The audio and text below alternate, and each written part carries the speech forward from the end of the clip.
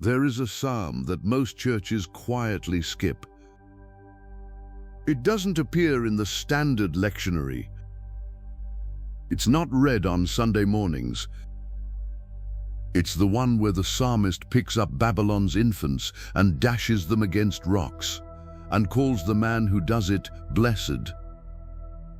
The same Hebrew word that opens Psalm 1, blessed is the man who walks not in the counsel of the wicked.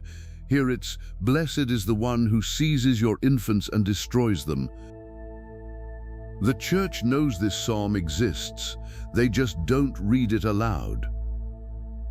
Because Psalm 137 asks a question no one wants to answer: what do you sing when you can't forgive? Last week we sat in the depths with Psalm 130. The watchman waited for dawn, the rope was pulled taut. But Psalm 137 is what happens when the watchman has been staring into the same darkness for 70 years. The rope doesn't snap, it is cut. This is not a psalm about waiting. This is a psalm about what waiting does to you. Welcome to the texts they didn't teach you. By the waters of Babylon, there we sat down and wept when we remembered Zion. The Hebrew is al-Naharot Bavel, by the rivers of Babylon. The plural matters, not one river, but many, the canals of a foreign land. The exiles are surrounded by the waters of a place that is not home. They sat down, not collapsed, not fell. They sat, voluntarily, deliberately. The weeping was a posture they chose. On the willows there we hung up our lyres. The lyre was the instrument of worship, and they hung it on a tree in a foreign country. They refused to perform.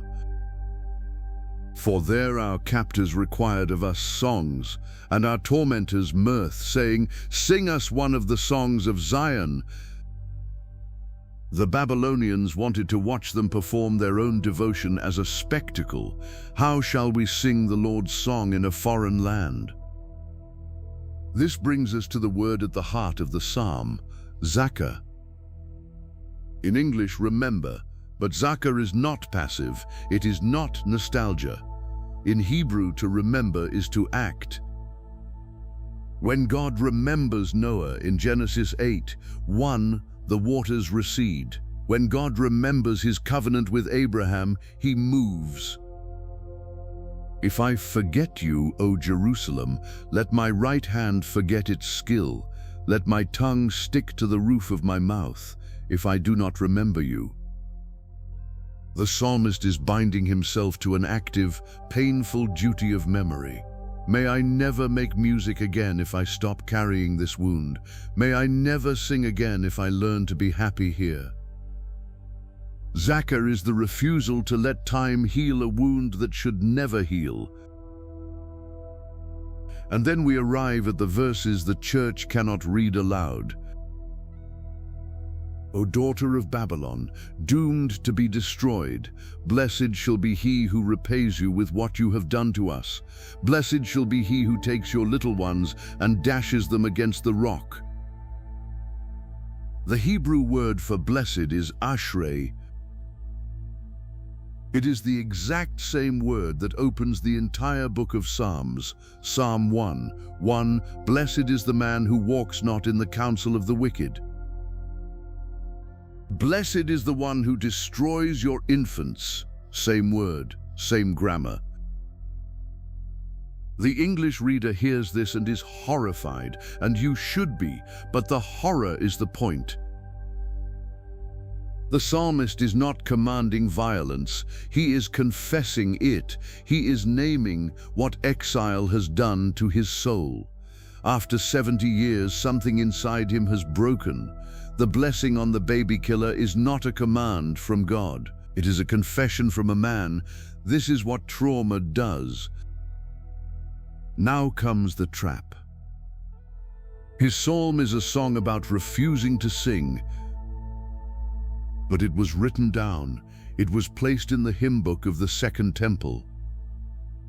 The exiles returned, they rebuilt Jerusalem, they restored the sanctuary, and they put this psalm in the collection to be sung aloud. The revelation is this: Psalm 137 is not a prayer for vengeance. It is proof that the only way to survive trauma is to name it exactly as it is, even the parts you are ashamed of. The church cuts it because it is embarrassing. The psalmist included it because it is honest. He is not saying, "God, please let me destroy babies." He is saying, "God, look what has become of me." We began this series with Psalm 22, my God, why have you forsaken me?" We walked through the valley with Psalm 23.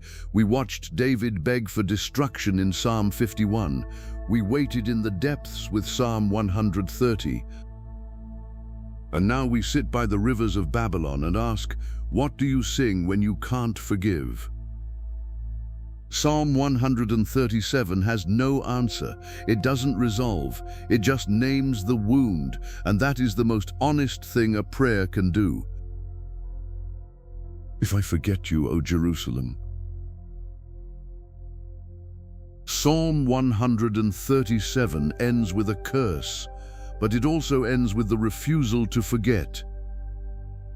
Next week, we go from the collective scream of exile to the individual cry of a single soul. Psalm 42. The deer, the tears, and the God who still hasn't answered. That is next Tuesday.